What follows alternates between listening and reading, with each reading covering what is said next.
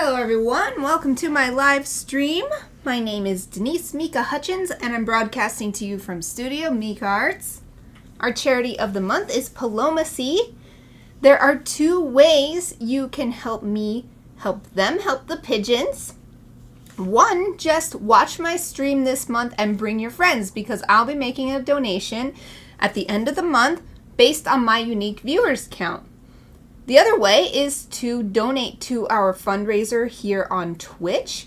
We already have 10 out of $20 because I decided to just restart the fundraiser from last October, which we reached our goal of $10 thanks to Sarah Quilt. And so we've just got another $10 added on for this year. My camera doesn't want to focus. I just noticed that. Thank you, camera, for finally focusing. This camera is like super advanced, but it's only automatic. It can only do things automatically. There's only autofocus, only auto exposure, etc. Sometimes I'm like, why? Anyway, I'm trying to see if I can angle it down a little bit. Oh, I think it needs to be angled up, actually. How's that? Okay, that's better. Today is Thursday, which means it's time to work on more illustration, as you can see now that I got my camera to focus. We are working on a Maginaturalist Sketchbook series entry. This one is for the letter D. It's our first letter D from the Encyclopedia of Magical Creatures that I'm working from. The creature is called Da, and they are a rainbow serpent with all of the different things we looked up. Well, didn't really look up, we just took it from the encyclopedia to keep it simple. This is my bee sketch from a couple weeks ago. Anyway, I'm trying to get to. So we've got that it's from West Africa. If there's a rainbow or a sparkle on the sea, then that might be a sign that Da has been there, and that's just the last little after image or something. Rainbow serpent, cosmic, male and female, male at the head, blue, goes through the rainbow, red at the tail, and that's female. And then the body creates tides and air currents. The ocean is held in the body's coils. And so I decided to do the spotted bush snake. I looked for snakes from West Africa, and these were some sketches I did of that snake. And I really liked how long the snake was. So I've got our snake, Da, the rainbow serpent, coming out of the ocean in many arcs, showing if this snake holds the ocean in its coils, it must be really huge. So we've got this huge body of this snake coming out, and then last thing I really needed to add was the head, and I wanted it to be arcing maybe like this, or maybe it'll be a little lower so it's not so obscured by the palm tree, but this will be a rainbow happening in the sky. So we've got both the ocean element that was spoken of and then the rainbow element too.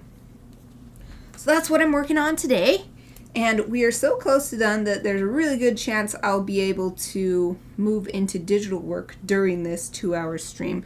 I'm also super proud of myself because I am not 15 minutes late today. I got started on time. Hooray! So let's get started. I actually want to go over here. I have on my monitor over here, you can't see it on the stream, but I have a secondary monitor and I have my reference images up of this snake, the spotted bush snake. And so I just want to find a nice reference. Oh, here's a picture of it eating a lizard. Wow. Yikes. She's eating the whole lizard.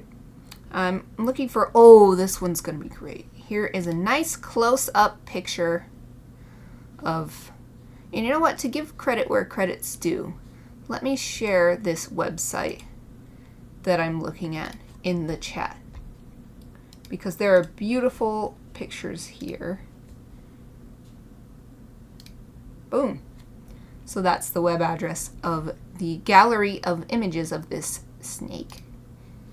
And I've got this great close-up picture of one's face, and it's even on a blue background. Like, I guess it's the sky behind. Perfect. I just have to use my imagination to flip it because I want the head to be coming over this. Although, I guess we could have it coming this way. But it just felt... Now I gotta think about that. Do I want it to come this way? Something about this, having the arc be here, feels really good to me. Having it come out from here... I guess it fits better with the palm tree, though. Let me just do a really light sketch.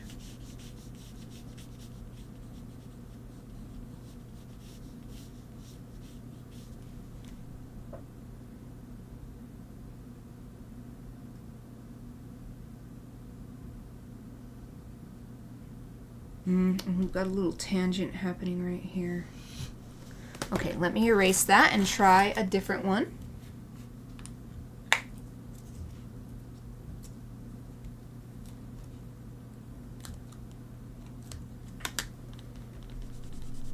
Tried to draw it as lightly as possible so that I didn't leave anything, so it's super easy to erase.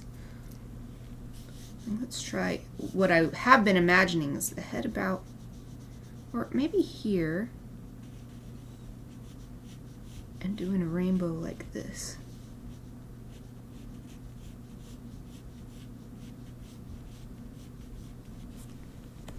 Yeah, I like that better. I like that better. What I originally thought of is what I like better. So I'm just going to leave these. These are perfect.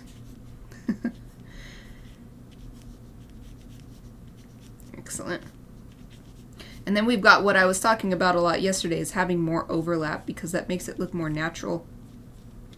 Having everything be perfectly not touching anything else is not very natural looking, and it can be distracting to look at.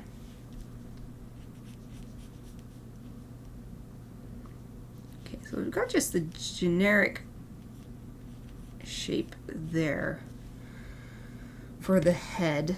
I'm going to erase it now. This is my kneaded eraser. I like to use it for most things these days. I didn't always, but the fact that it doesn't leave little eraser stuff all over is huge. So I use it quite a bit, even though what I used to use it a lot for is my drawing classes. You'd always be told to use one of these because you just want to lift some of the charcoal or some of the graphite, not all of it. That's not really what I use it for anymore. I just use it like I've used any eraser, but it has that benefit of not making a mess. I also do use it to lift, actually. Not so much as I did in those classes, but I have used it to lift because sometimes you just want to make, for instance, looking at this scene, it's actually pretty even.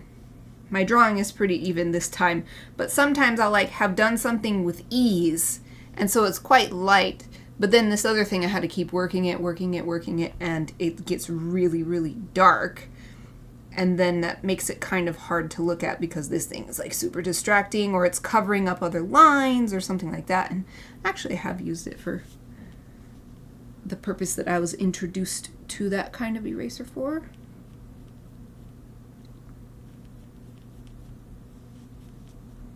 I wonder if that's big enough of a head. I mean, the head is pretty small on these snakes, and it's almost, it's like right in line with the width of the body or the neck.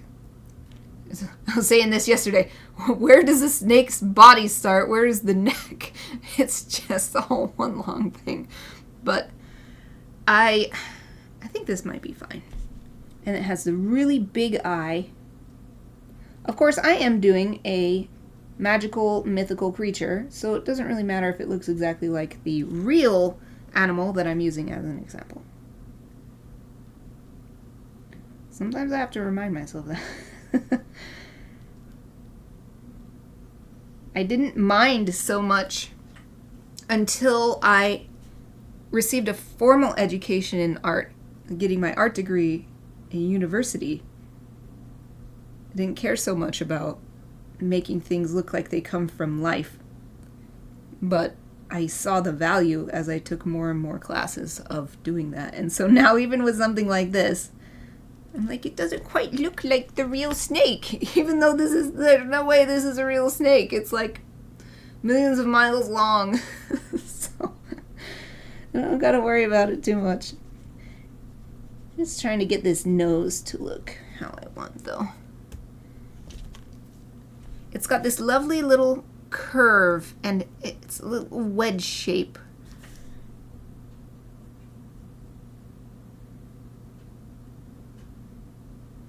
Oh, I think I got it this time. And then the bottom jaw comes in under. Ooh, yes. And there's a little, we'll just do a little dot for the nose, for the nostril, because I'm going to be inking this with a single, well, what is it? It's a dip pen, but it's not a changeable nib. It's a dip pen that comes with a fountain pen style nib on it. And I'm using just that and one pot of ink to be true to the idea of this being a field sketchbook, so that, you know, someone out traveling the world looking for awesome creatures to document doesn't necessarily have the luxury of carrying a million different inking and drawing tools. And so that's why I'm limiting myself. But though I use the word limiting, it's actually freeing to say, I'm just going to use this one type of thing. Because it's so overwhelming when you say, oh, well, I'll use whatever I think of, and then you end up using 50 things in it, and it looks all pell-mell and doesn't really come together as an image. Just limiting myself to 2 items is really awesome. I think this is good enough. So I'm looking at this part of the body is pretty thick, but I imagine this is even farther away. So these are closer to the viewer. And this is like miles up in the sky and miles farther back in the distance. Yeah, I think this is good. Okay. I think the sketch is done. Let's get that inking stuff out. So I'm going to put away my sketching tools. So put this. I love this Faber-Castell kneaded eraser because it comes with this case. And then you can just buy a replacement. You don't have to buy the case every time, but it keeps it from, these kneaded erasers are super sticky, and so this keeps it from losing that by just attracting dust or pet hairs or whatever. And I'm done for now with my erasers, but I might want them later, so I'm going to keep them handy.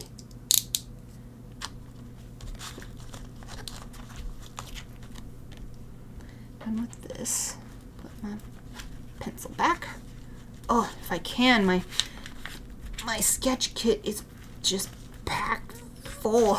You can see it's actually quite nice having this camera over here on the top right of the screen. It's weird that it's the top right of my screen because this is my left, but then I can have this kit there so y'all can see I'm grabbing what I'm doing. Okay, so let's see, my camera's a little bit off. There, I'm going to get out that dip pen I was talking about and my favorite pot of ink.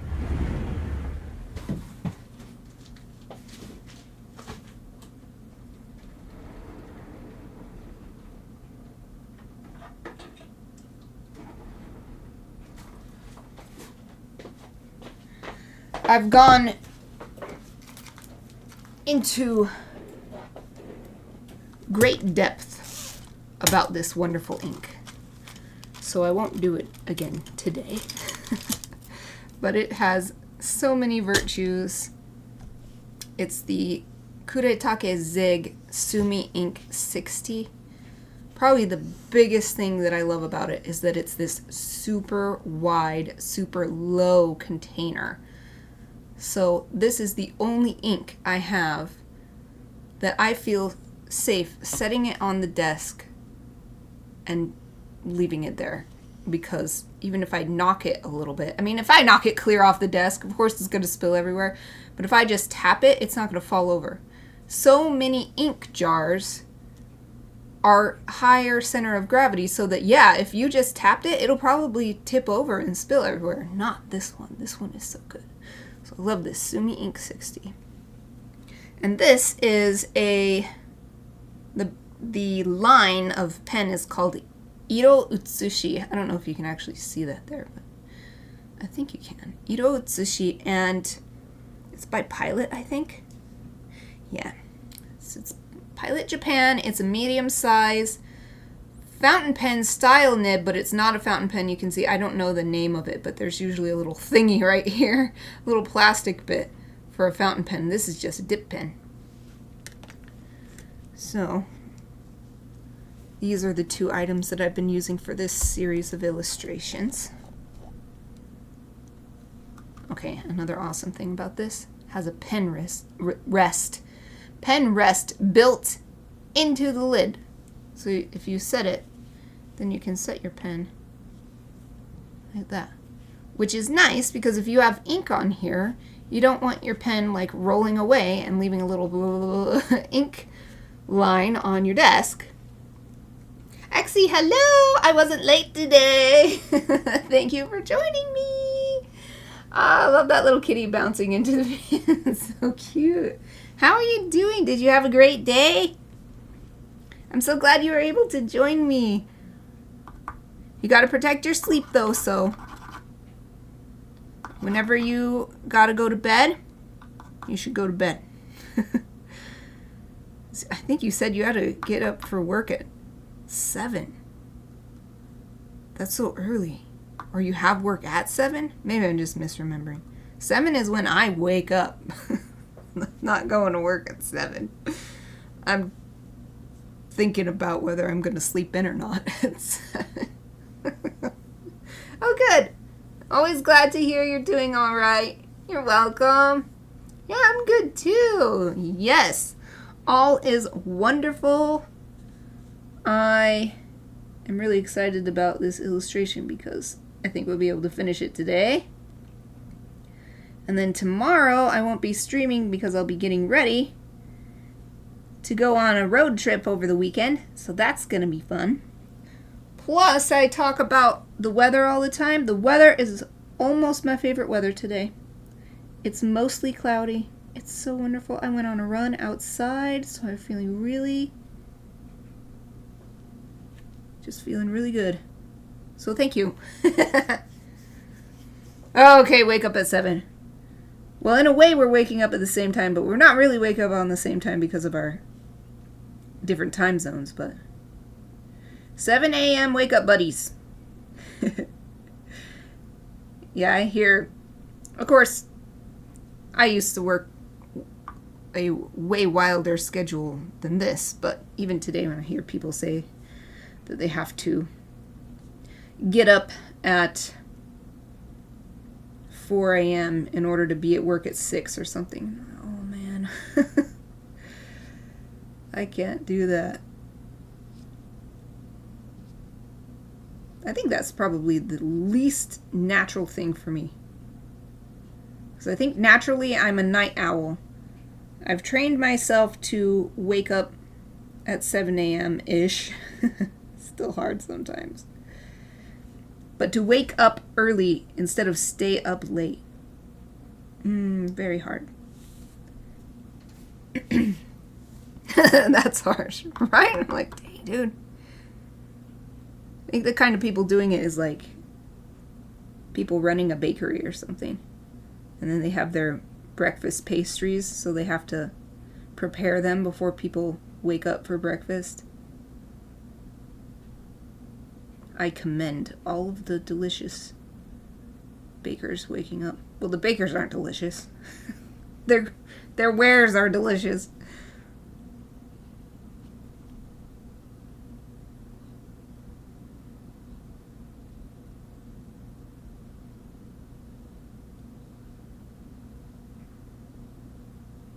Right now I'm just filling in these areas with the...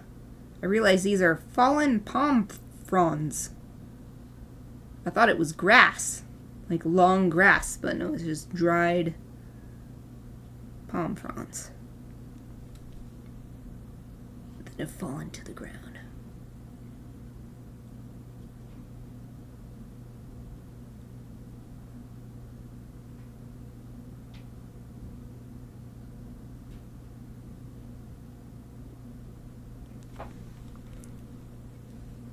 The ink is staying very wet today, so I'm trying to...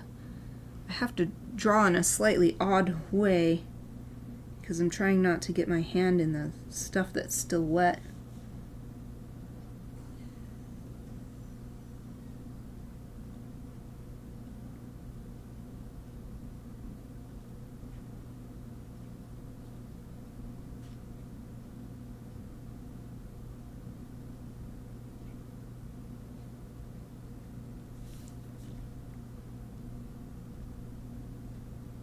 All this stuff is little plants and things growing on the ground. So the whole area is like a sandy beach, but there's some plants that can grow in it, including these palm trees, which in Animal Crossing, the palm tree cannot grow anywhere but sand. I don't know if that's true in real life. Like palm trees have to have sandy ground or something. But they often do grow in sand.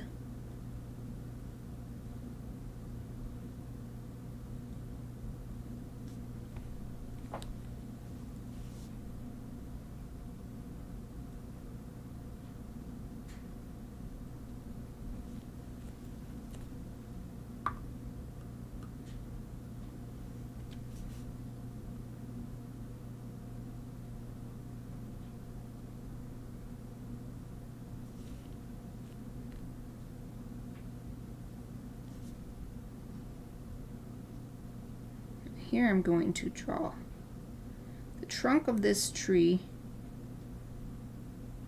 different from how I sketched it because I want to get this texture of the bark in there.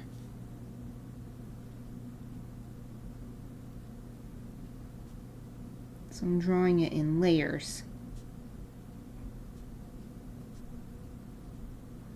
Of course, it'll get smoother as we get farther and farther up.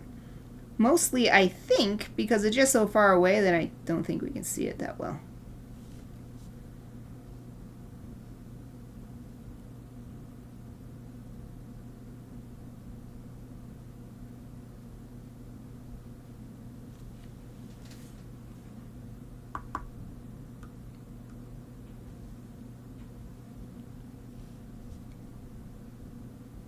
And now adding some lines across the middle. More of the bark texture.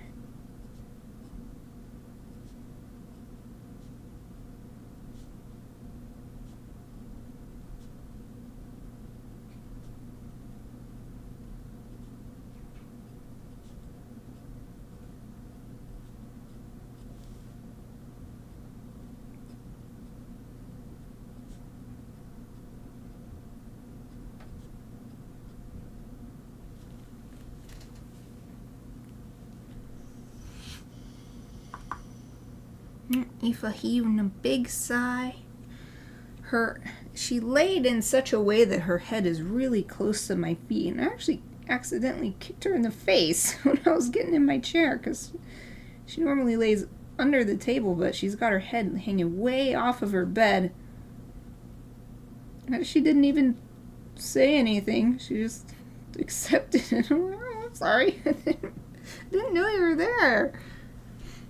She's still super close. Okay, I'm gonna turn this so that I can do these horizon lines, or at least this first one for the beach.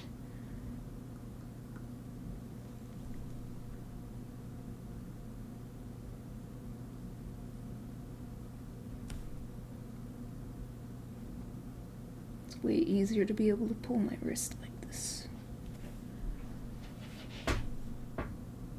Eva, don't kick my desk. Kicking the desk or something. I think she just made her head even closer.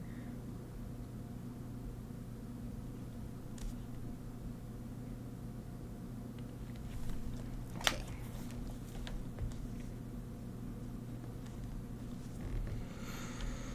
Okay. It's getting a little tough because the ink is still... On some areas, for some reason, it went on real thick and it's taking a long time to dry. So I'll do this palm tree, and if it still looks pretty wet down here, I'm going to turn this all the way over so I can do this palm tree.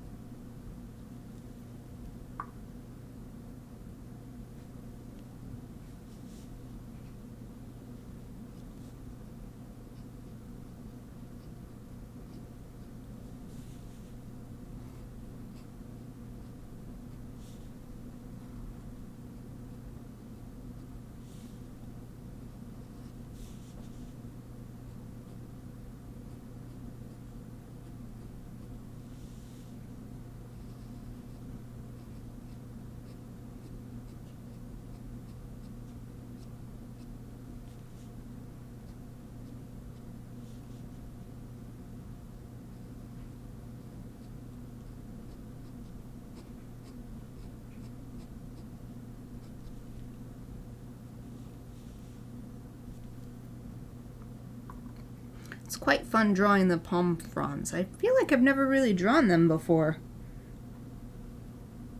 I don't think I've ever had a project where I needed to draw a palm tree.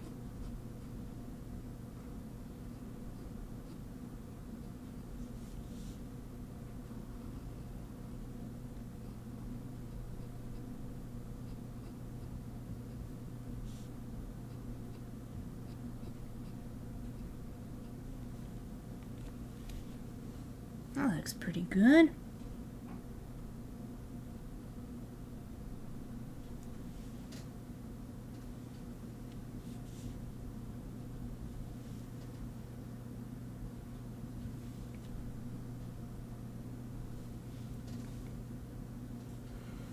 Okay, now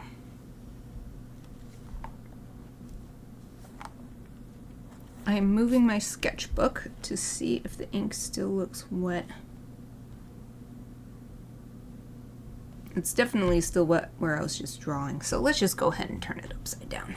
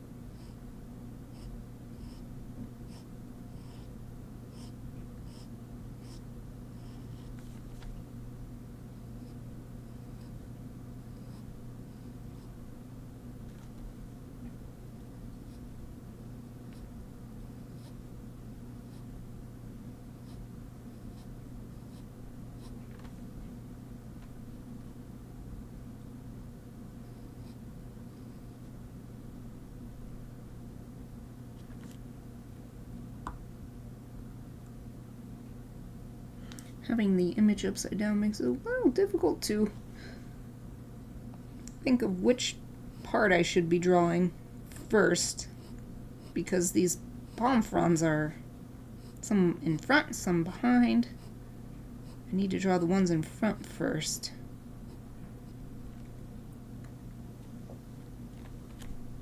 So I think this one is in front and these ones are farther behind there.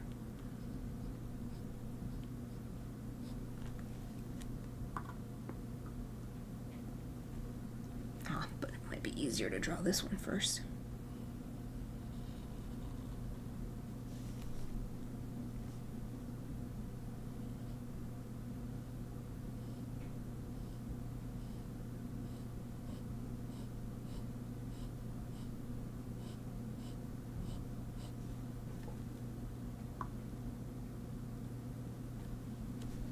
Okay, hello! Yay! So glad to see you again! How's your morning? Yeah. Yep. It became afternoon, but I did have a wonderful morning, so thank you for asking. It's nice and cloudy today, so I actually went outside for a run. I really don't like the sun. I have been waiting for it to finally get cloudy. It's been weeks and weeks of sun, and so I've been doing indoor workouts. So it was fabulous to go out and run on the crunchy leaves. So yes, I had a wonderful morning. Thank you. How about you? Are you at work again today too?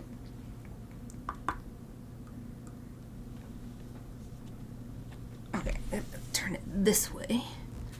Make it easier for my hand to draw this line here. Whee.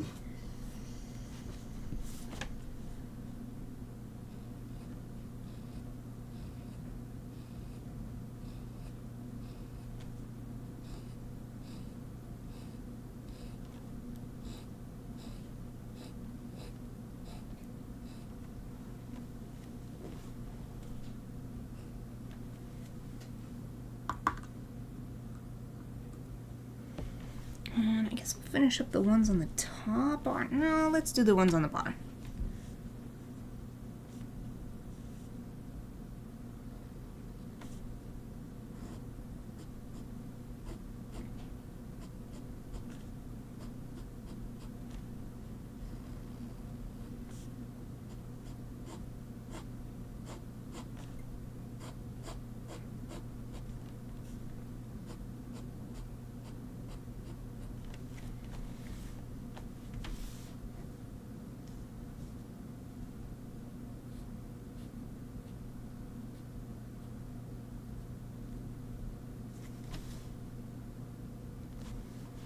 Alright, top ones.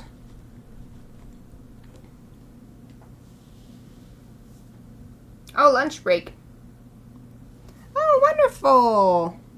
Volunteering call with Veganuary. What was it for? I mean, I don't know if it's like secret or something, but I'm interested. Oh, send out a bunch of emails. Are they like form emails, or you have to think about the content of each one and it's going to be a lot of mental work?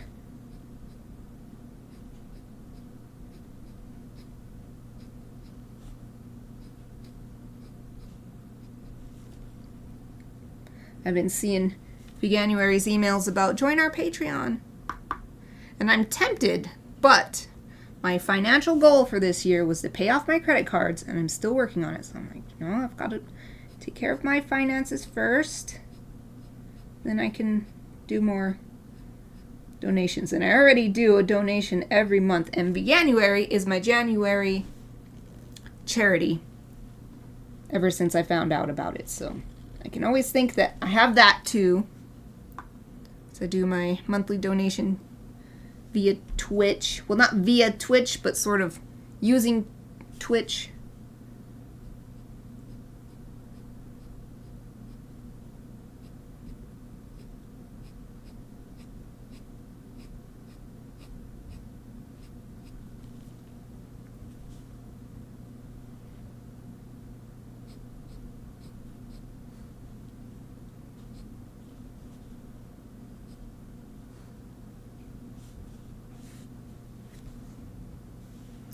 Looks pretty good. I think I got all the major lines there on that palm tree.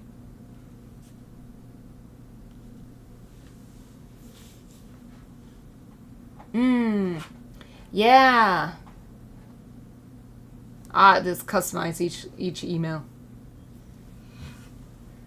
It was incredible. I've only been following Veganuary for a couple of years, but it seems like even for the last 2 years, the amount the number of businesses participating is just growing and growing. So I'm super interested to see what this next one's going to be like. What's Jet AA? Is that like the jet program in Japan, or is that like completely completely different?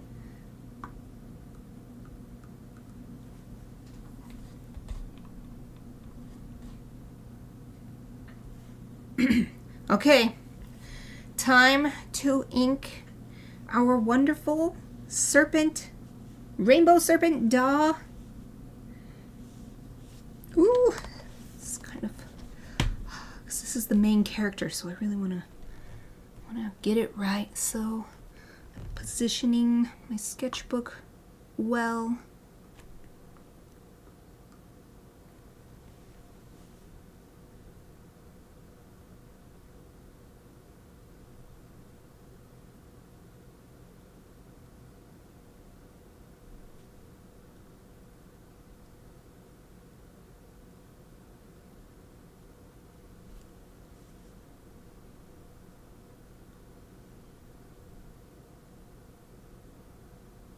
And these lines in between the palm fronds.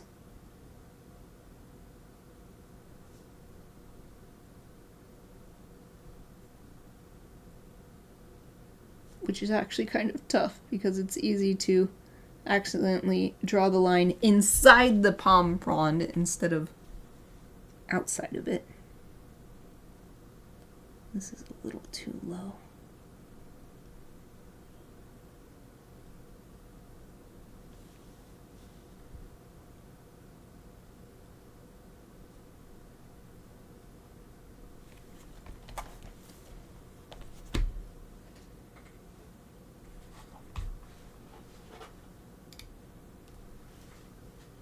Oh, Alumni Association. Oh, got you.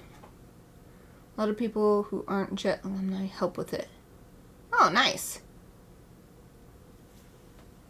Interesting. Yeah, I had never heard of that before. Or if I heard about it, it didn't register because it wasn't really relevant to me at the time kind of thing. But so wait, what? You have to send out the emails for that. Oh, and I didn't notice this part. I was digesting so much information. Do you have a way of pronouncing that? Because I want to call it Jet-ah. Jet-ah. With a long ah. But it covers my area. Cool. Yeah, I do want to apply still. It's still on my bucket list. But there's other priorities that I'm focusing on.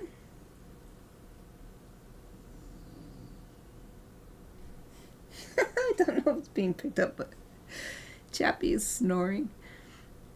It's a big snoozy snore.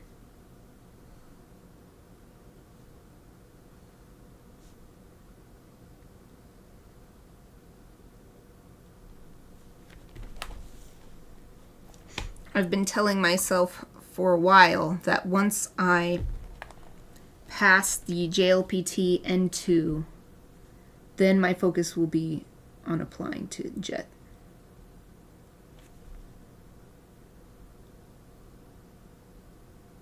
But I always think about, even if I am chosen, it would mean dropping all of the things that I'm currently working on, like my Patreon, live streaming, my illustration projects, my illustrated novel. I sometimes think to myself, oh, you could bring that stuff and work on it while you're there. But the realistic me knows that that won't happen. It'll be too much to go be living in a completely different place on my own and having a job there to do. There's just no way I would be able to stay healthy and continue working on all the things I'm doing now, because all the things I'm doing now is basically equivalent to a full-time job. Jetta, S-C-O, Jetta. Now I see this longer one, it's Jetask. Jetask! But Jetta SC. Got it. Southern California and Arizona.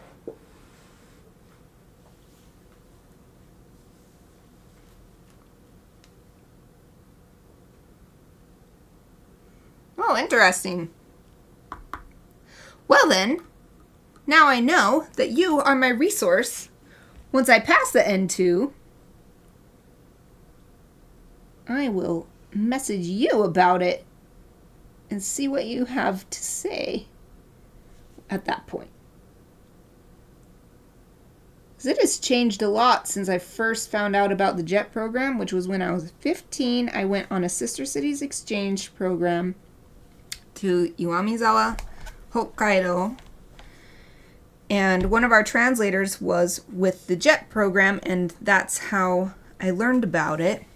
And that's when it went on my bucket list. I'm like, yeah, I want to do this. But that was when I was 15 and I didn't have any, like, attachments. I didn't have a home and a family and all this other stuff. So now it's a little harder to think about leaving. But it's just for a year.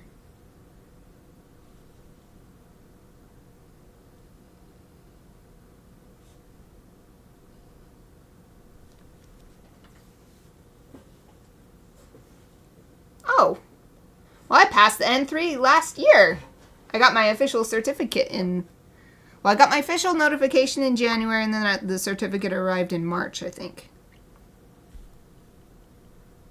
Still, I bought all these N2 books, so I would like to work on them.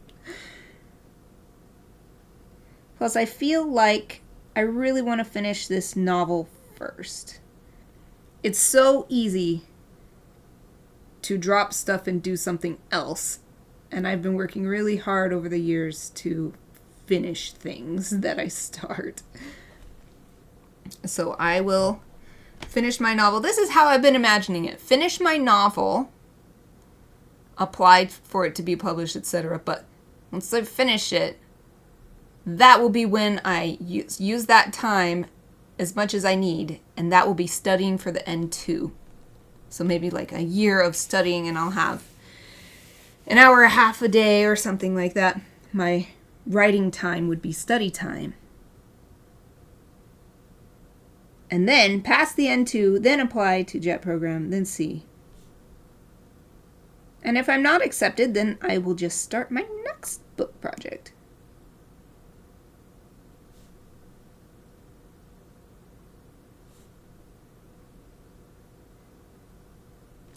The only thing that's a shame about this scene is because this project is black and white, we can't really have the rainbow effect. But maybe what I'll do is find a rainbow and put it into black and white so that at least, or into monochrome, take the color data away. And then that way I can see what it would look like, and I can use hatching to kind of show that this isn't just one color. Omedetou, arigato. Oh, you went to the Rose Garden! Yes! Oh, wonderful. I feel like we talked about the fact you lived in Hokkaido. Oh, it kind of makes me want to get my photo album out. So I can show you the... I went to the Rose Garden, and we ate there. And my favorite thing... I remember we had curry, but what I really loved was we had rose ice cream.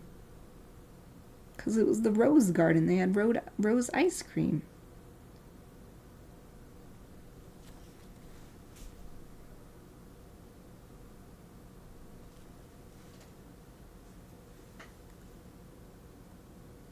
My host family still lives there, and I still send them a card every year, end of the year. And we're still in contact on Facebook. And email and stuff, but you know, it's a little easier on social media. I'm looking this over just to make sure there's nothing I missed. Alright, need my little towel. I'm going to wipe this nib off. It's not good to leave the ink on the nib. It'll dry, and even though India ink is great because it'll just come off with water, but that'll mean you'd have to clean your pen off with water in order to use it again in the same session. It's easier just to wipe it off with the paper towel so that it doesn't get all cakey and sticky. I kind of want to get my pictures out. I went so long ago that there was no digital pictures. It was all film rolls, and you didn't know if they were going to turn out until you got home to America. Ah, here it is. I won't show you all the pictures. That would take too long. I'm trying to find just the rose garden. We went to so many cool places though. Oh, here I am. I loved the Colonel Sanders statue. What the heck? There's a statue of Colonel Sanders. That's 15-year-old me with Colonel Sanders. Every KFC has Colonel Sanders outside.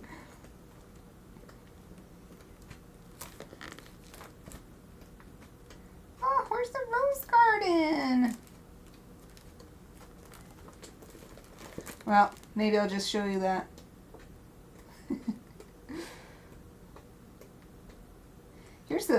We went to the Ayame iris. Let's see. Where'd it go? Went to an iris garden too. Oh, is this a rose garden? So this is the iris garden. Well, here's me at 15-year-old me in the iris garden. Here's another picture from it. This might be from a rose garden. I don't know. Oh yeah, I wrote rose garden. Boom. Iris garden. There. Okay. I won't show you all of my pictures.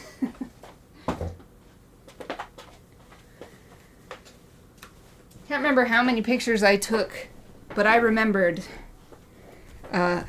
what people told me, that you'll always wish you took more pictures. So I tried to take as many as I could, and I still felt that way. I still felt like I didn't take enough pictures. Oh, you might have had the rose ice cream. Carrot ice cream, yummy. I've never tried such a thing. Oh, no clue how to use a fountain pen. Well, this one's just a dip pen, but it's actually, I'm going to show you real quick. It's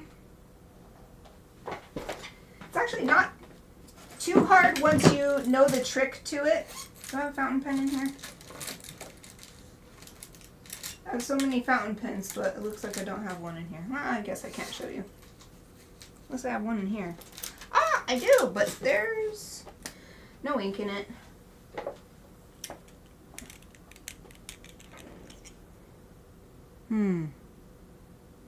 Well, this could be a fun aside. I don't know if that's the right term. It's not an aside. It's a... I can't think of the word. Okay, so first, this is one of those super cheap fountain pens. I actually love it, but because it's super cheap, it's like coming apart with washi tape on it because it's breaking. But what I like to do is refill these little cartridges. They usually, when you buy one, it usually comes with 1 or 2 cartridges. And then if you get the right equipment, you can refill it. So to do that, actually I have this stuff in here, I think.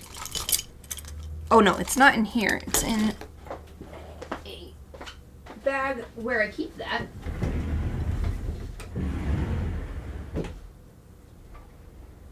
This one? Maybe it is in there. This is my inks. Here's a big collection of inks. Where is my little refill tool? Did I leave it out? side quest. Maybe that's what I was trying to say. This is a fun side quest. I can't find my stuff. I wanted to share. That's what I get for leaving my studio messy for over a year. I just had this stuff accumulating. Oh, I bet it's here somewhere. Hey, Chappy.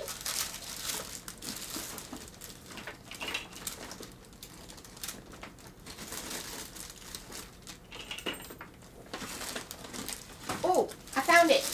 Yay. Okay. I found the thing I need. It's this syringe with a little blunt needle on it. And so what you do... Oh, and also, let me see.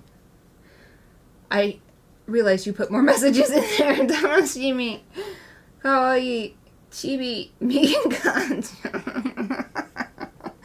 Chibi, Miko-chan. That's funny. Nobody ever said that to me before. Arigato. Oh, that's nice. You thought it was part of the design. Nope. It's just breaking. Because I used it so much. I love these cheap ones. They got this cool, clear body. Because there was this fountain pen I wanted. Oh, I wanted it, but it was over $700. It was made out of lava rock.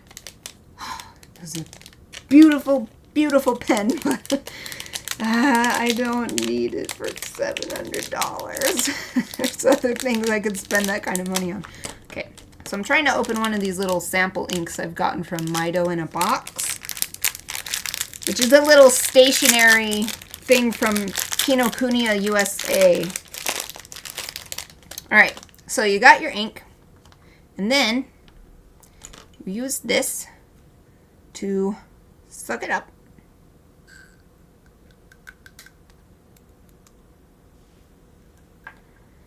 And you've got to be careful.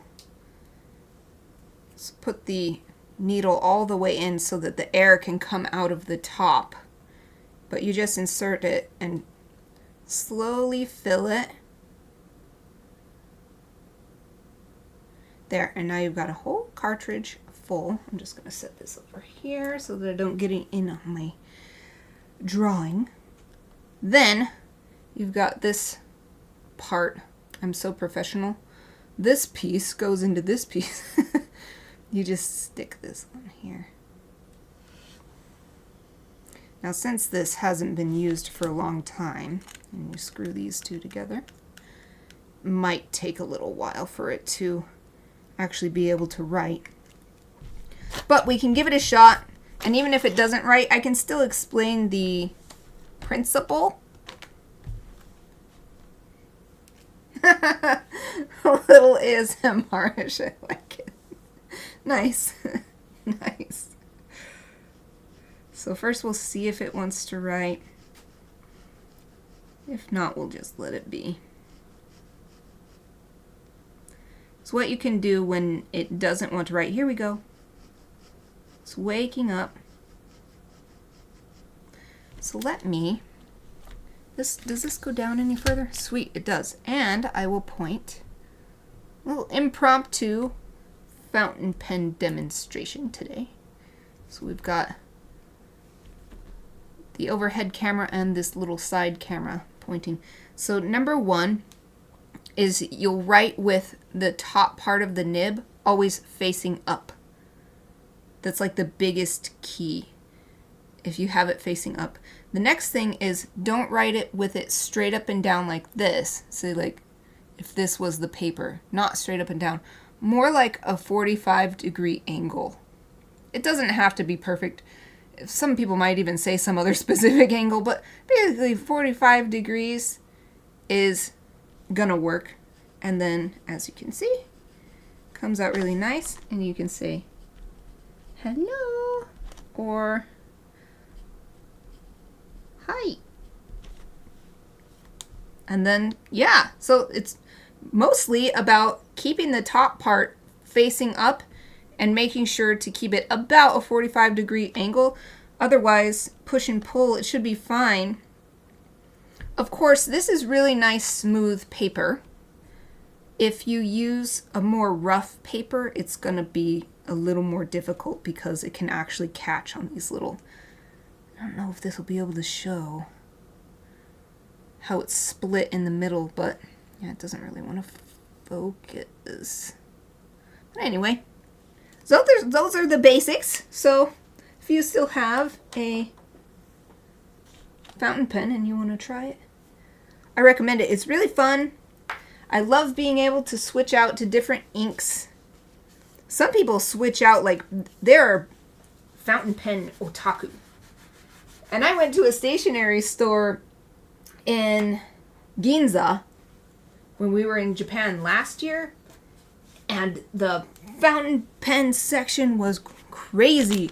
There were so many people, and they were all, because they're expensive, they're all under glass and everything. So fountain penning is really, can get really intense. But it's also really fun, because like you can see, like there's this special ink kit with 3 different colors in it, and there's all these different samples of ink that I've collected.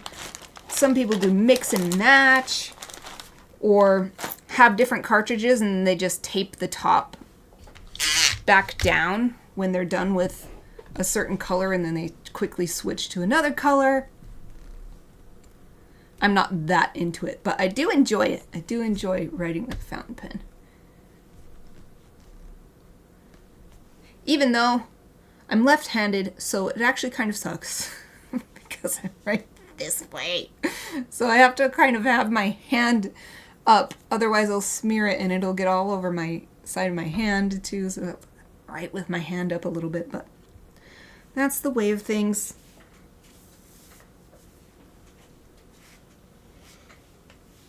It was from Five Below. I don't know what Five Below is. Is that like a dollar store type thing or something? But this one isn't too expensive. I think this one's about $10 or something.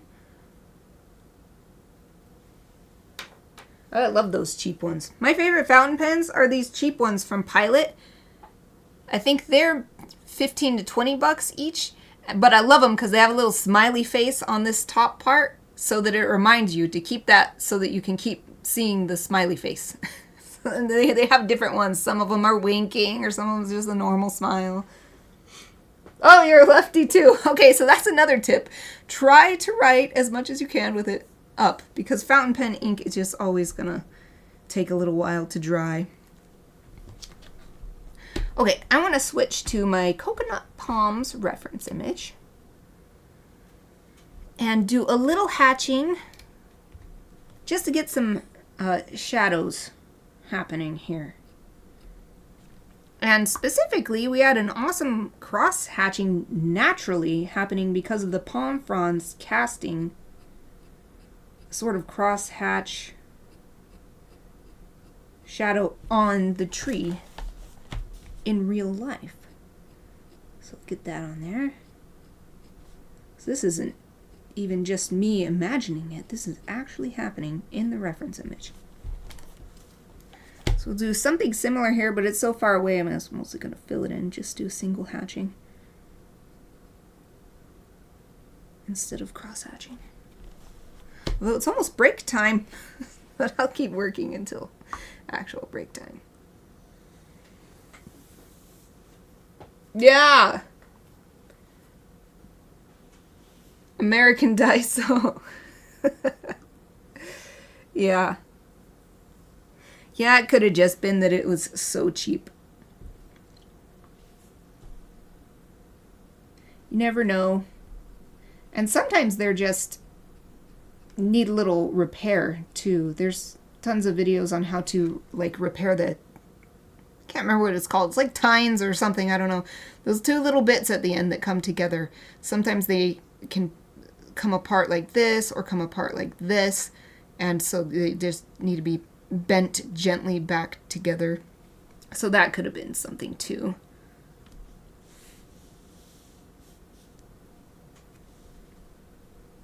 So here in this bush I'm going to do little swirly shading lines instead of hatching. So we'll give some texture to it as well. Change the value and change the texture. Although it's break time, so I'm going to finish this little round here, and then we're going to go on a nice 5-minute break, stand up, walk around, look at stuff off in the distance, give the eyes and the mind and the body a break. Okay, so I'll leave that there. Wipe this off because I don't want it to dry while I'm gone, because it totally will. 5 minutes is plenty for this to dry and get all sticky and goopy.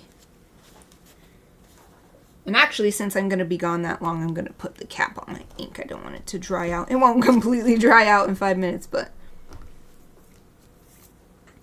Okay, so I'm going to put my be right back sign on. I highly encourage everyone else to also take a break. I'll be back in 5 minutes.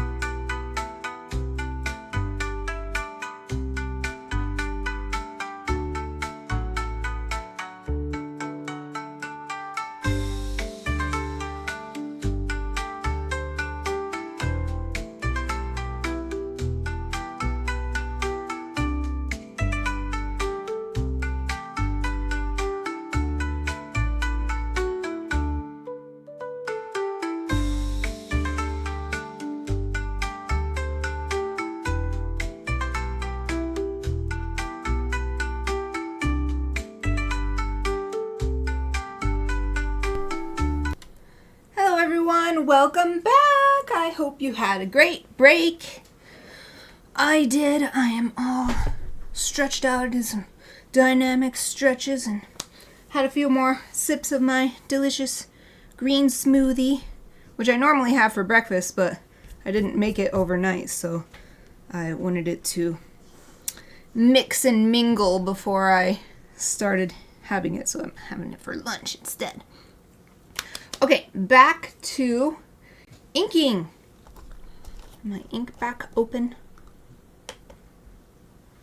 So now I'm just working on, got a little, Kiki came in here. My cat Kiki came in here while I was having my break, so I had to get her out, and now her hairs are already getting on my stuff.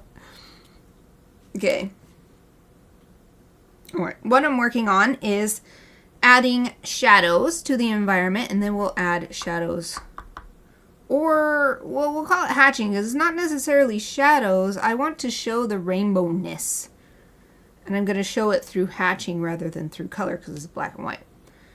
So, there's still a lot to add in this environment.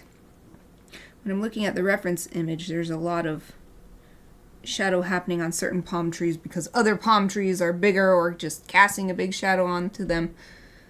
But I've just got these couple here so that it's creating an environment but not blocking our real focus, which is this rainbow serpent. So, other areas where I might want to add a little bit, I think it's just on this tree trunk. And it's a lot darker at the bottom. This area where it's coming out from the ground. So I'm going to fill that in.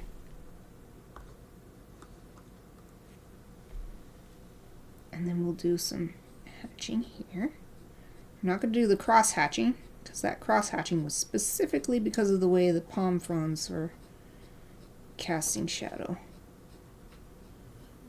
This is more just a general shadow that the body casts on itself, the body of the tree. And this is also great because it's giving me a light source, so I can tell the light is coming from over here because the shadow is being cast on the other side.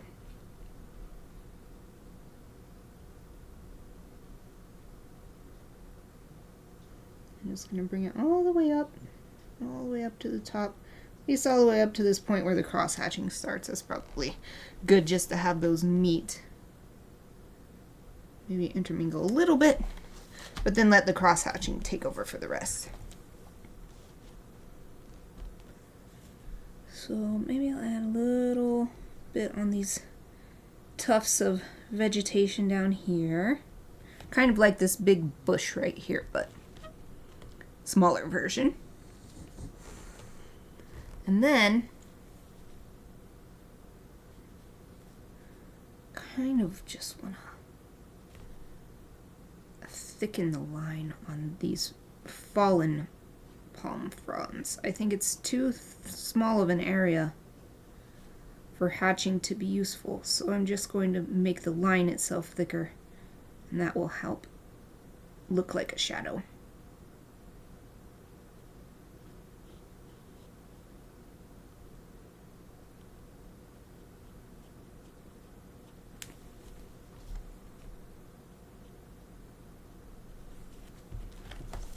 Do the same thing with these two.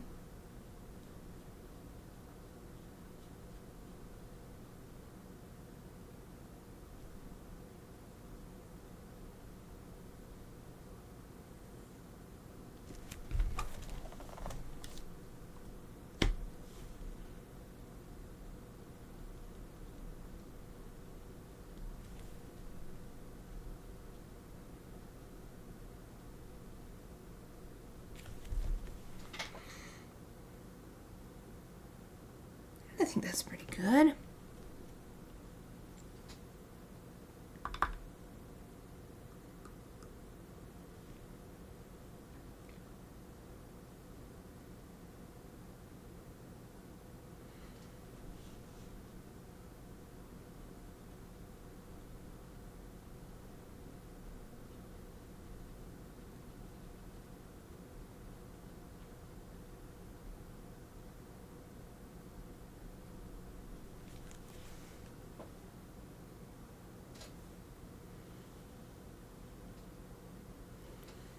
So maybe what I'll do now is a little hatching on the sand.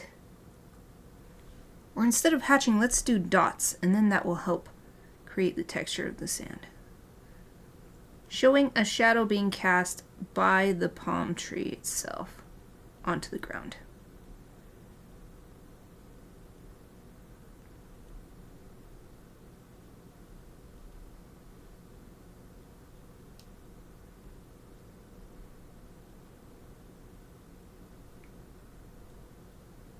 I'm trying to imitate in the shadow, keeping perspective in mind, but imitate that shape of the top part of the tree.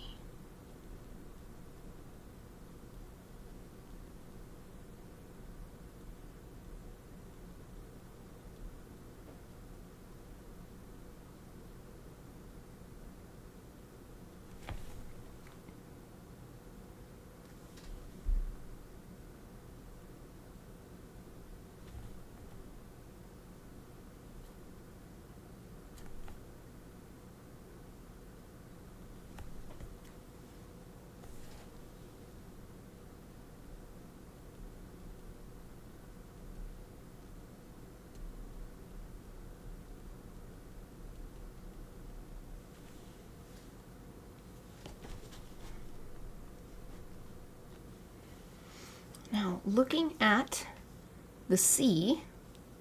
Oh, welcome back, Kay! Yay! Hope you had a great break. Took a little time to stand up if you were sitting.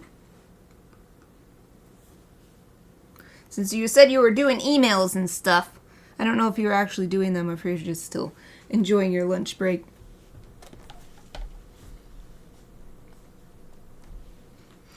So what I'm seeing with the sea in my reference image is much darker the farther off in the distance we go. So I'm going to show that by adding ink farther away using hatching and sort of letting the lines get thinner and farther apart as we get closer to the shore.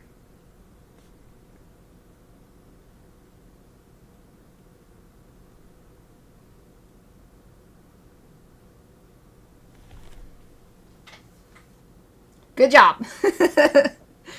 Take care of that back. That's the biggest thing. I worked a sit-down job with long 12-hour shifts and I ruined my lower back. So I'm always telling everybody, please stand, please take a break. Don't do what I did. It's not a good idea. Definitely not worth it.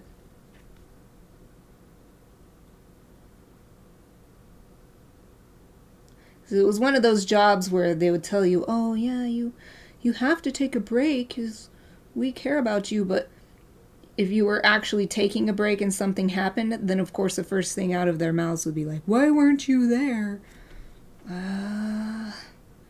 So you don't really want me to take a break. It's kind of lip service, you know.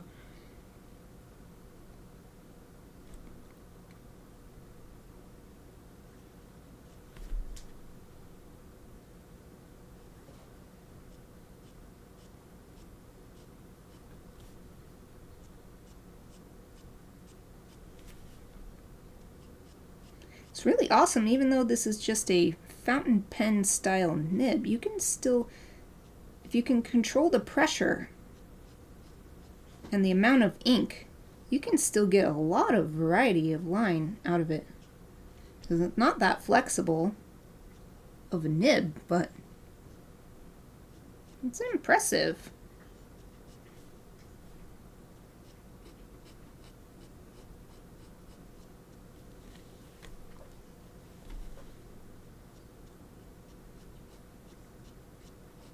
I don't know if I ever would have purchased this pen independently. It came in one of those stationery boxes I was talking about. But I've been quite enjoying using it ever since I got it.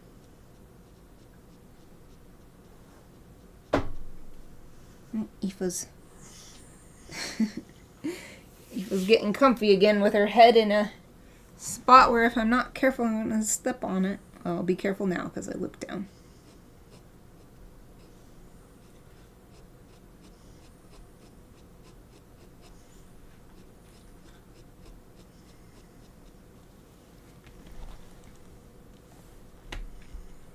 Now I'm looking at the overall scene and deciding if and where more ink needs to be placed.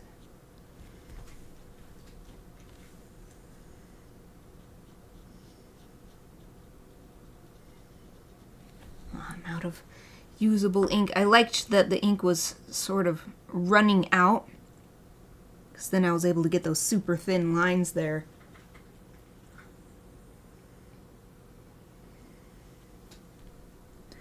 I'll just try to keep my hands super light.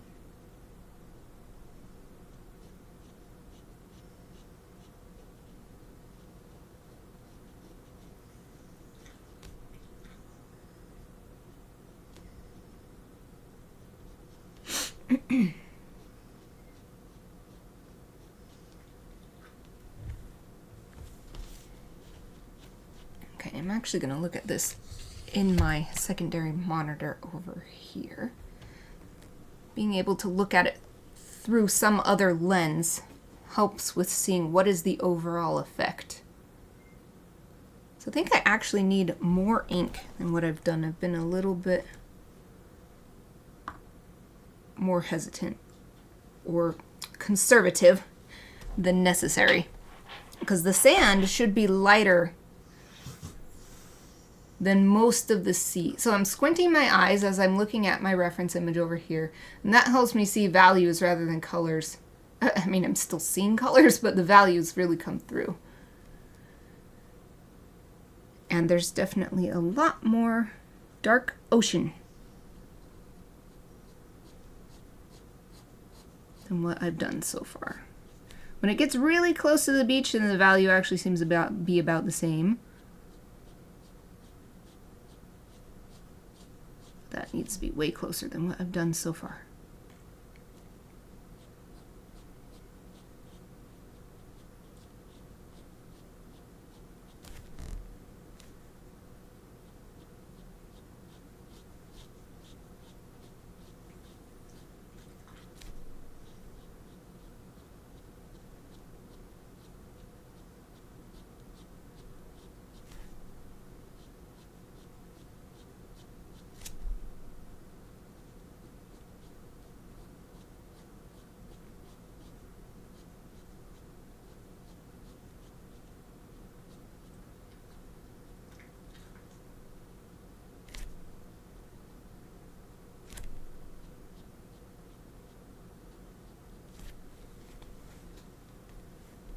I've got these extra hatching lines that I've had since the beginning to show where maybe a little bit of this serpent's body is still visible, or making waves or something here as it's coming out of and entering the sea. So I'm just enhancing those now because they're sort of getting lost among all this other sea hatching. I'm satisfied with that now, so I'm going to wipe my nib off because it is getting a little thick with ink. The ink is drying on it. And then think about where I want to add more. Do I want to add more to the environment, or do I want to call this good and move on to the serpent?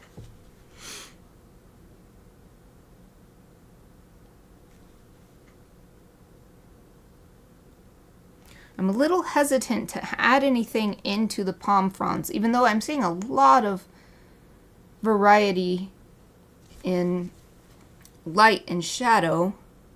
The problem with adding it in to this drawing is that there's already so many lines happening for the fronds themselves. Oh, you can't see the whole picture. So I have it zoomed in. There we go. There's already so many lines happening. But maybe if I'm careful, I can still add a little bit because that will help give it some dimension by having at least the shadowy ones be farther back, and then ones that aren't treated with hatching sitting forward. So yeah, let's try that.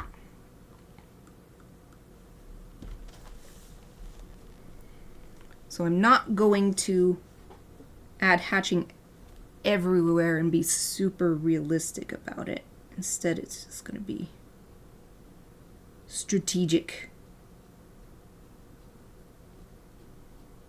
And instead of adding hatching to the entire frond with each individual finger getting its own hatching, I'm just going to add hatching to the frond as if it's a single piece.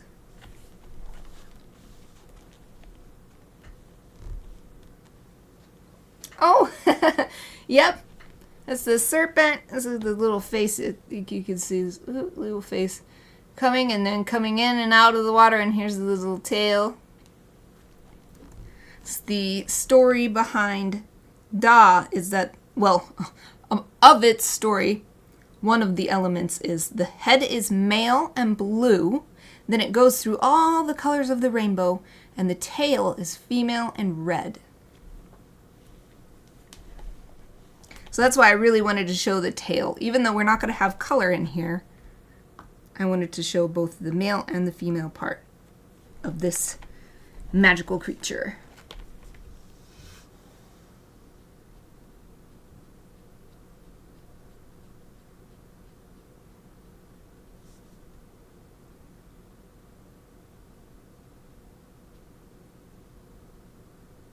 I'm going to break up the hatching a little bit for this frond because it's being overlapped by another one that's in front.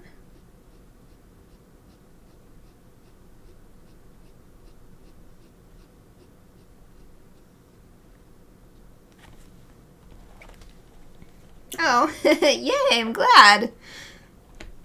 If you want to see the snake itself that I'm using as a reference, I shared this earlier, but I'll share it again in the chat. Here's the link to the gallery of images that I used to see what it looks like. It's the spotted bush snake, and it is so cute. It's very cute.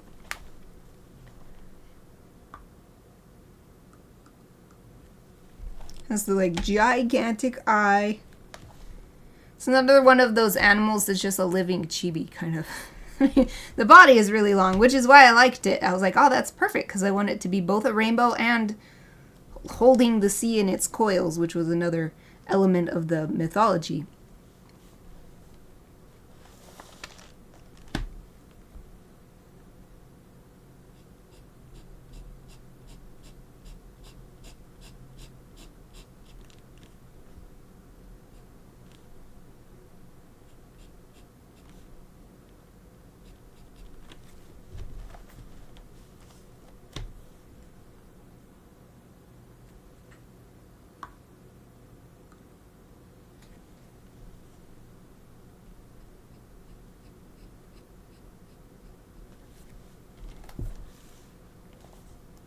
Just a bit more. We'll call this one good. I want to do it at a different angle. This angle.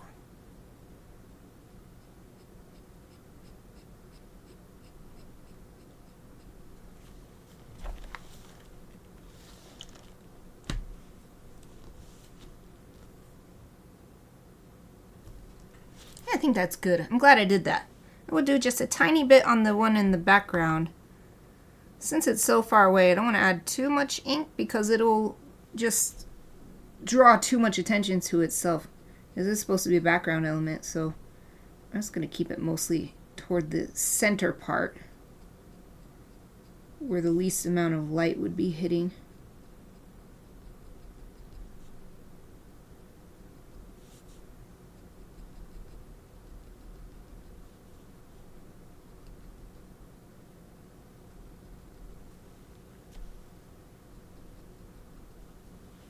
Something like that.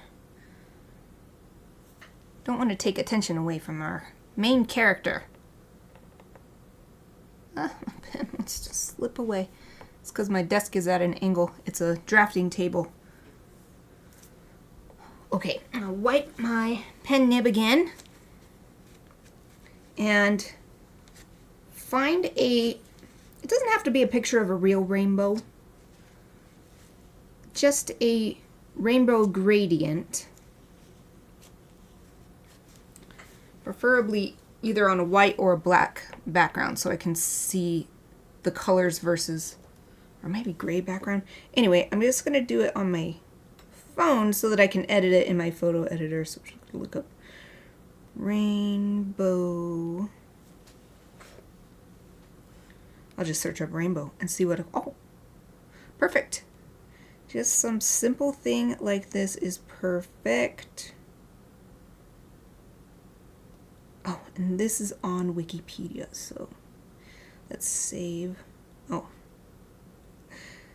no, not saved favorite images. I want to download the image. Here's this nice Wikipedia rainbow.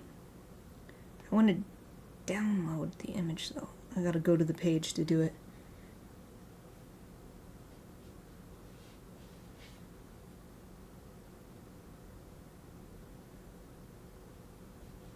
I don't need it to be super giant though. Okay, save this one. Save image. Now I'll open the image and we'll open it with my gallery app and then we're going to edit it. So I've got it in my gallery app editor. And all I want to do is remove the color information. So we're going to take saturation all the way down. And it becomes that. So here's the transition. So it's colorful. This is the normal rainbow. And then we take the saturation away. And you can see how drastic the difference is, even if it's just in monochrome. And this is what I was looking for, to be able to hatch on this rainbow serpent to show the idea of color without using color. So let me save this. And now I have this on my phone. I'm going to turn it this way. So I'll just be able to look at this like this. I'm going to set it on my nice little phone charger stand though. Over on the left. And the top was red. So nice, I can swipe back and forth between the color one and the monochrome one. Monochrome, monotone. Oh, monotone is voice. Monochrome is color. Tone is sound. Although we use the word tone when we're talking about colors too, so it's confusing. Tone is when you add white to a color and that creates a tone. Shade is when you add black to a color and that creates a shade. And then hue is the color itself, the sort of base color. So the red is a middle shade. That's this tail sticking out. So it looks actually like the middleest shade of gray that we've got here. And then the blue is actually the darkest. So the tail is red. It was very specific about that. But it should be lighter looking than the head. I'm also keeping in mind that there's lots of hatching going on in the sea as well, so I don't want it to get lost. So say this is red, and this serpent is so big. So red, orange, yellow, green, blue, purple. Perfect. Perfect. Oh, but there's no purple because the head is blue. So it doesn't go all the way to purple, which is fine because purple is a slightly lighter color than the blue on this rainbow. So it ends with blue. So red, orange, yellow. So let's make this little arc here also red. This whole thing will be red, orange, yellow, green, blue. Mapping out which areas are going to get which style of hatching. So this is going to be red. And I'm using curved lines because that will also give shape.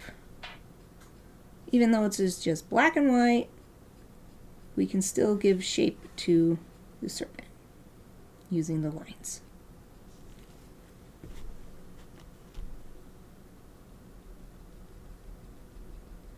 I'm making the tail tip even darker though, because I want it to stand out in front of that arc that's behind it.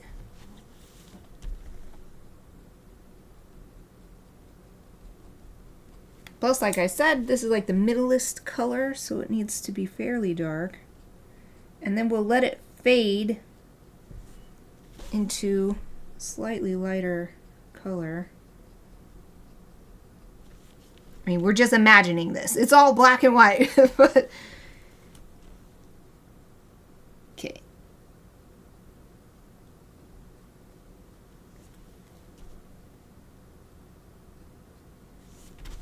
Just making that arc match with itself better across the tail. Okay, so one done. So the next color, red, orange. Orange is like a step lighter than the red, so I'll try to use less lines.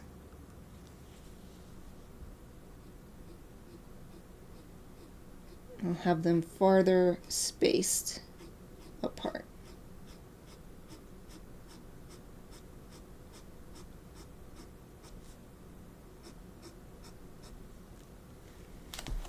That's probably good. Then we got yellow, which is the lightest color. That's the reason why yellow paint and colored pencils always fare rather poorly if you use them on white paper, because it's already so bright of a color. Yellow is inherently very bright, so we're going to use the thinnest and most spaced lines on this portion of the body.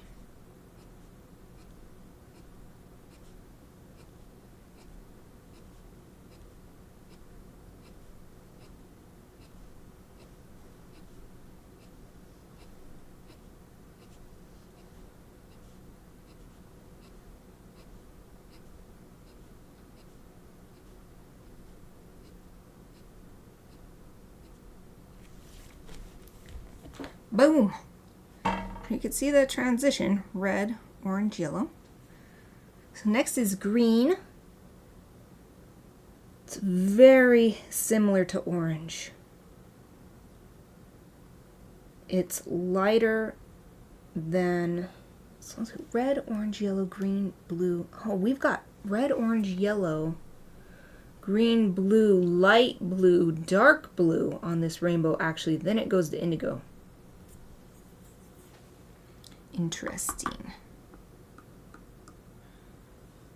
Well, this is meant to be the green one. It's noticeably darker than the yellow. So we'll just make it similar to this orange one.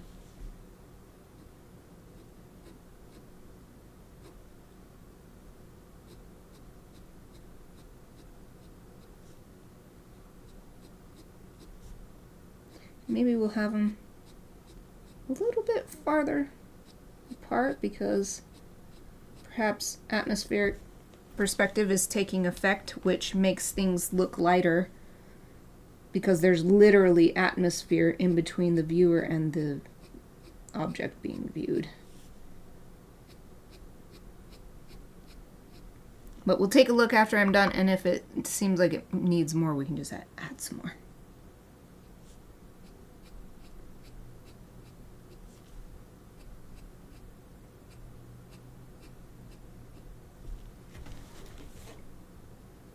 Yeah, maybe a bit more. It's really close to the yellow.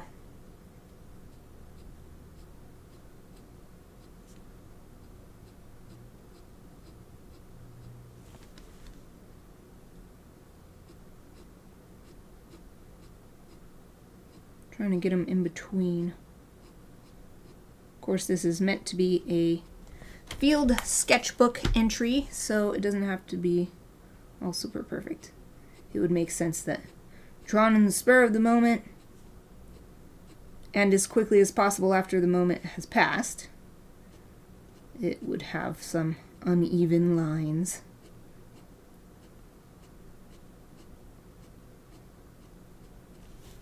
Oh yeah, that's way better.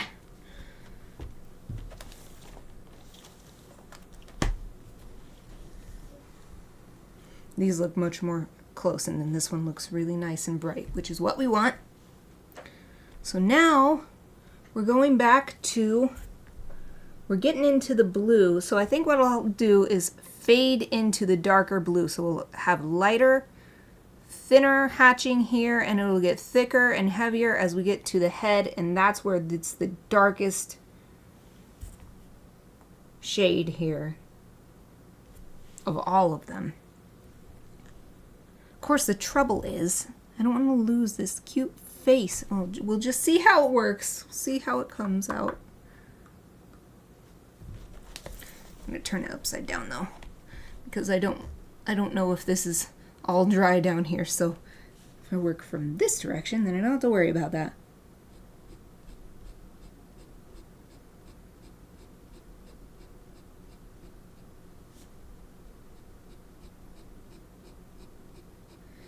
Start to make the lines closer to each other.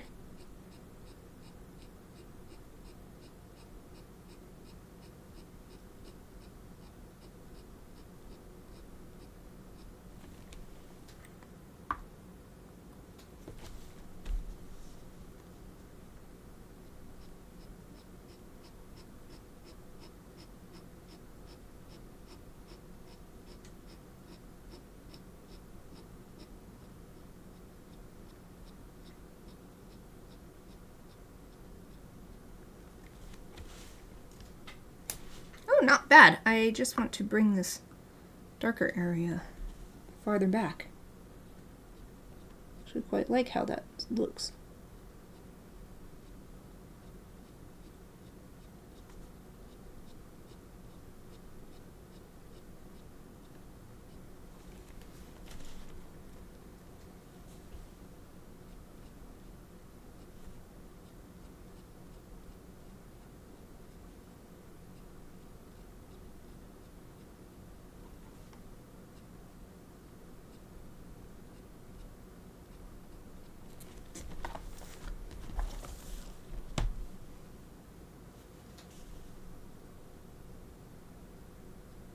I'm losing that cute little nosy, but that's okay because the overall effect is worth it.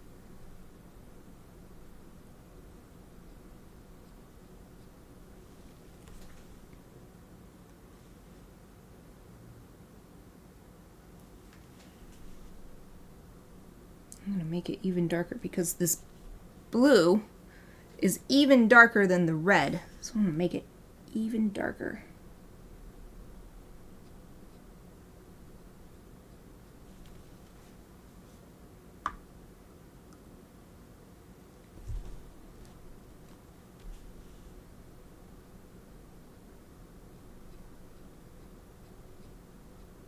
I like the idea of keeping the lighter colored belly from the actual snake that I use as a model for this magical snake. So I'm keeping the hatching, and I'll just imagine the bottom is a light blue color. And some of my hatching is coming outside of the lines here, but I'm not too worried about it because I'll just clean that up when I scan this into Photoshop and I clean up all the blue sketch lines.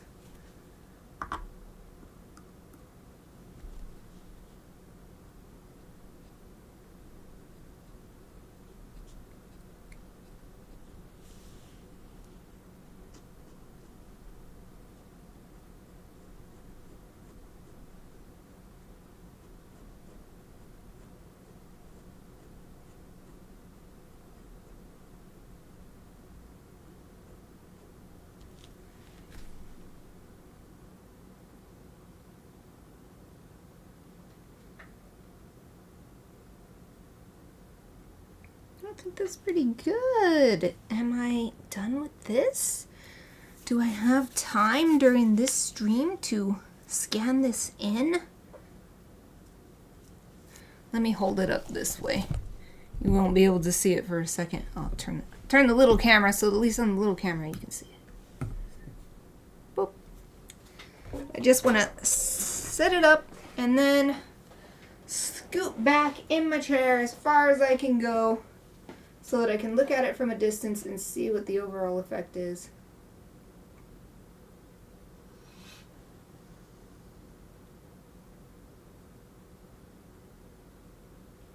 Yeah, I guess maybe the only thing I'd like to add is a little bit of texture to the beach where it's really close to the viewer down at the bottom. So I'll do that. And then, so let's see, I'm gonna look at my nice palm tree reference photo, see what the texture looks like. And then we'll scan it in. We still have 19 minutes left in the stream, so it's plenty of time. I think I'll probably just use stippling to get that texture so that it's got that sandy beach texture.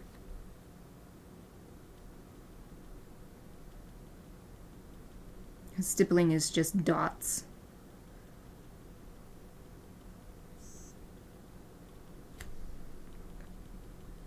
And I really want to keep this super close to the viewer, the imagined viewer, because this goes way off miles into the distance in this little 2-inch space on the page. So even this far is probably like 10 feet or something, so we're not going to have that much. I can also use this to create a sort of little vignette effect in the corners. That's always nice. I love it. And a little bit of vignette. I do it when I edit my photos. Just add a tiny touch of vignette. It's so nice. It brings the attention to the center of the image, and it's so subtle if you use it subtly. You can put a really strong one on too, but I like to use it really subtly. Just to direct the attention of the viewer.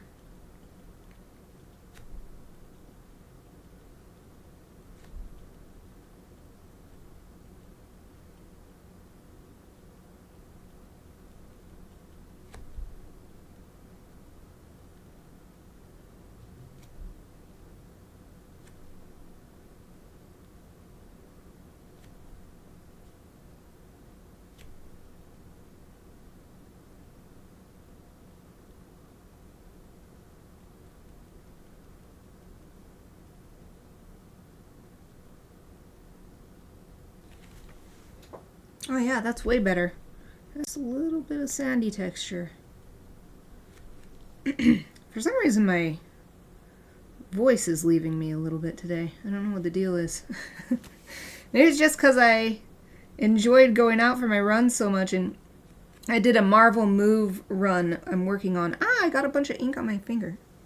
Got it on the bottom of the page. Anyway, I really enjoyed that run, and it had 3 chases in it. It's Marvel Move, but it's by the Zombies Run. I don't like zombies. Zombies are scary to me. When I have nightmares about monsters, it's usually zombies, and so I'm not interested in the Zombies Run part. But when they introduced Marvel Move, I was like, oh heck yeah, run with superheroes, awesome. And so I do those runs when I run outside, but like I said, I haven't been running outside because it's been so sunny with no cloud cover, nothing to protect you. So I was really excited to get back to my Daredevil story. So maybe that's why my voice is gone, because I was having a great time running, really stretching my legs, and then on the final chase I thought that the run was basically over, and then it was like, challenge started, and I was like, oh no! And so I just tried to run as fast as I could, because I actually have it set to the max. I think it's like you have to run 10% faster or 20% faster than what you had been running average to that point, and I couldn't keep it up for the full minute, and I was like, I know I'm going to fail this one, but I still succeeded, so I really pushed myself. So that's why my voice is all crackly now. But I think this is good. Yay! I did just remember there's one more thing that I've been doing on these using ink, and that is, I flipped right to it. Yes! Writing. So I'm looking at it for myself as well as to show it. Writing at the top the name of the magical creature, and writing at the bottom the place, the date, and the date for the illustration is, for the story, is supposed to be when the Maginaturalist spotted it. In reality, it's the day that I finished the inking. So we'll put today's date and then the time of day. And let's see. I've got to think about this. I've been using really generic terms for the time of day, you know, not like, I'm trying to get this to focus. Thank you. Not like 6 a.m. or something. I've been using stuff like midnight or nightfall or noon. So I think a good time of day for this would be morning, because this creature supposedly helped create the world. And so morning is the beginning, or at least it's considered the beginning by most people. And so we'll put morning.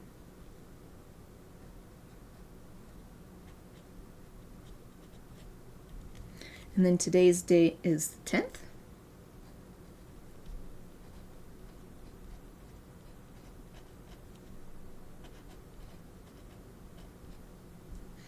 And then, what was it? Oh, the location. It was West Africa. Do I want to just put West Africa, or do I want to put something more specific? The only location mentioned in the encyclopedia was West Africa, so I'll put West Africa.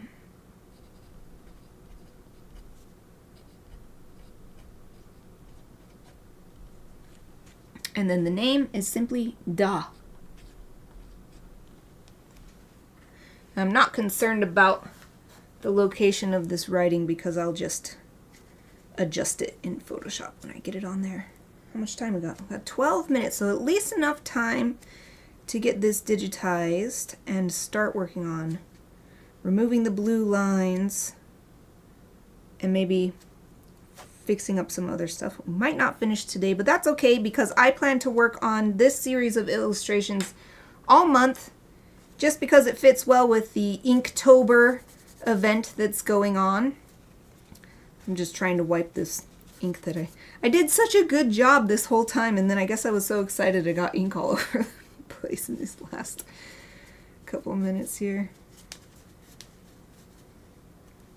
It's nice though. The India ink, like I said earlier, just washes away with water. Maybe soap if it's been stuck on there on your hand for a while.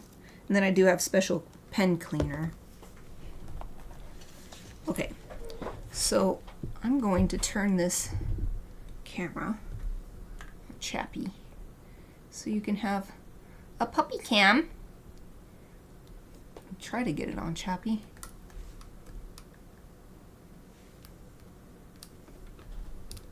I normally put it on the floor for digital art, but I'm just trying to hurry, so there's Chappy.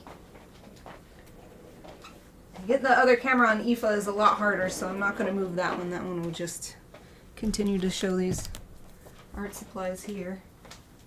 Now I'm moving over to my PC workstation so that I can digitize this image and start working on it in Photoshop. So I'm going to mute my mic for a second so that I can move it over.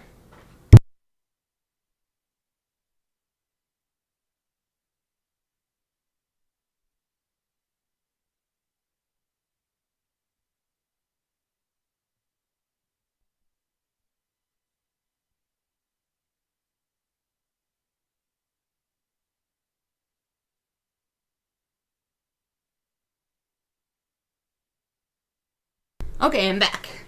So now, oh, I didn't bring my mouse and keyboard. I need those.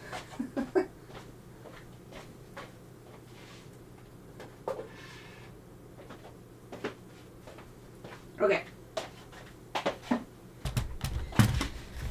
Now, allow me to turn on my, wherever it is, desktop capture, and turn on the scanner. Let that warm up. Get the scanner software going. Okay, I think it's ready. So first I like to dust off my drawing and the surface of the scanner before I scan, just in case there's any little pet hairs or dust particles. And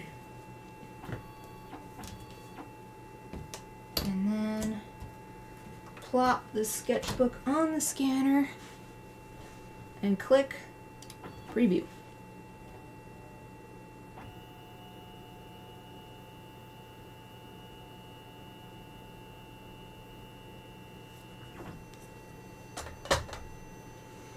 Excellent, so we'll just rotate this around and move the marquee. Bring it in a little tighter because we don't need all of that extra stuff. Looks like everything important is included, so I'm just double checking my settings here. 600 DPI, 48-bit color, that seems fine to me. Reflective. And scan. I guess while that's scanning, I'll get Photoshop going.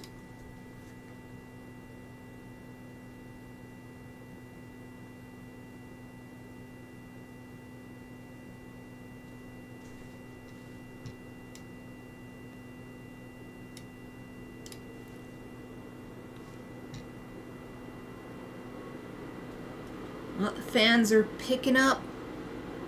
The PC fans.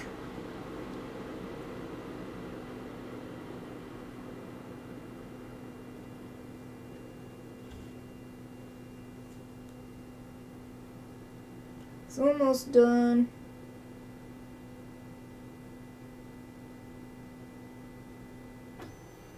Yay. Alright, now we're just going to open this with Photoshop. And I shall turn off my scanner so you don't have to hear that loud whine for the rest of the stream. Close my sketchbook. Okay, so it scanned a little sideways, so we can fix that here actually. I think it'll be easier because you can just tap this without going into any special tools. So I'm using this grid and looking at the blue line I have drawn versus the grid and seeing how it looks, and then just tapping my arrow key. That looks pretty good. So we'll stick with that, and then we'll just open it like this. Oh, I cut off the W in West Africa. Well, I'll just redraw it. That's okay. First things first, I like to make a new layer of the background, and then that way I have the original scan still in here if for some reason I really need to start from scratch or look at something. What is this? No, I don't know what this is. Close. I don't need that thing. Next thing, let's save it. Career files, visual art, artwork,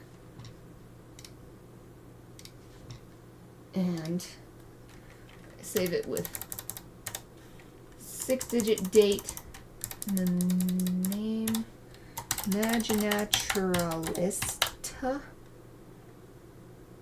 This is 4, A, B, C, D. Yes, 4, and it's simply da. Okay, save. Okay. All these pop-ups and stuff are happening because I had to reinstall Photoshop again with my preferences deleted because it was having that issue where if I tried to print a file, Photoshop crashed, and this has been a years-long issue. People have been reporting it forever, and they can't seem to fix it. It's the only program that has this issue. Anyway, so there's going to be lots of pop-ups that it thinks I haven't seen before because I had to do a clean install. So now we're going to go to adjustments. The first thing I want to do is just desaturate. So that already makes it seem a lot less intense, that blue color. And now we're just going to adjust the levels.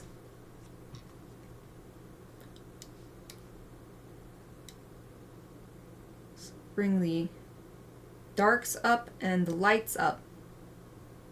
And just keep going until all of that gray stuff from the blue disappears.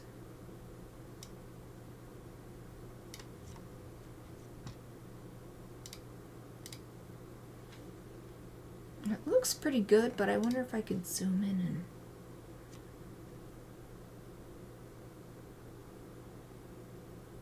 see if I'm missing anything. It looks pretty good though. I am losing a lot in the C, so maybe I'll take the white down a bit.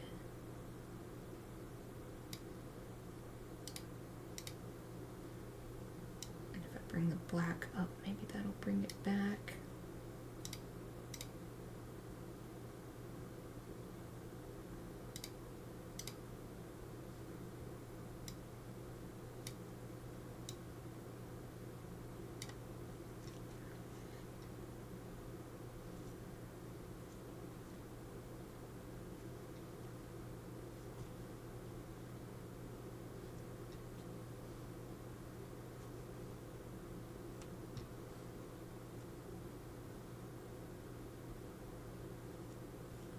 I'm just looking around for areas where it seems like right here, still is a little bit. I have to decide, do I want to keep more of what's in the C, those super thin lines as are disappearing, or do I want to be able to take more of this blue line away? But I could salvage more of the lines in the C and then just hand erase, clean up that blue line. What it's doing is making these little slightly thicker areas right here where it meets some black ink. Same thing is happening right here too.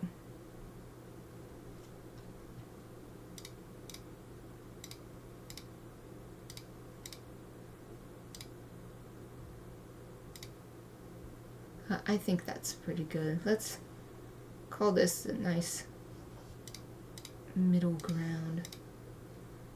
The face of the snake is a little bit too dark, maybe. How about that?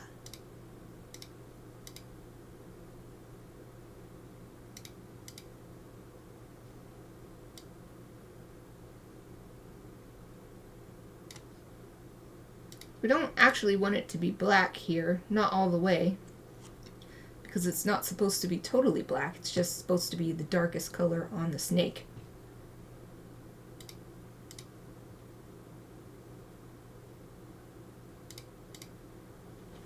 Okay, let's call that good.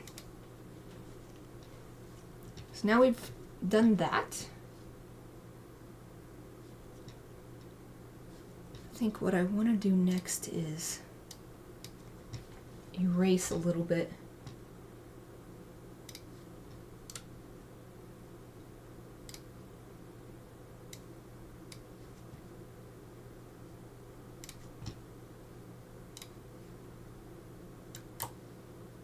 Oh no, I need to do white. Oh, because I'm still on eraser. I'm so silly. Okay, I don't want to erase. I want to paint. Hard round brush. There we go.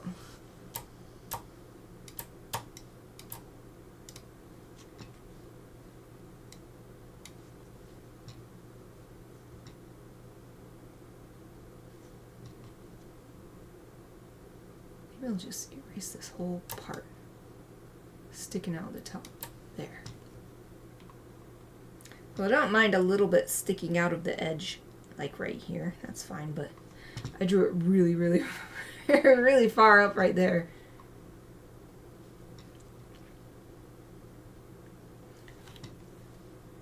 Oh, but we're at time, so we will continue working on this next week.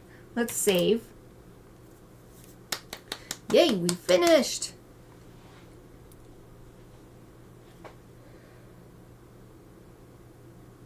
Ah, my phone. I was trying to look up someone to raid, but to be honest, I'm feeling a little tired today, and it looks like there's only a couple of us. So let's just call it good here today and not raid someone. So I am not going to be streaming tomorrow because I'm going to be preparing for a weekend road trip. So I will be back working on Da next Wednesday at the same time as usual. And I imagine we'll finish it. I don't think there's that much work left to do on this. And so we'll start another one. We'll start whoever is at the top of the list for ABCDE in the encyclopedia next week. So thank you so much for joining me today, and I really hope to see you next week. Thank you for watching.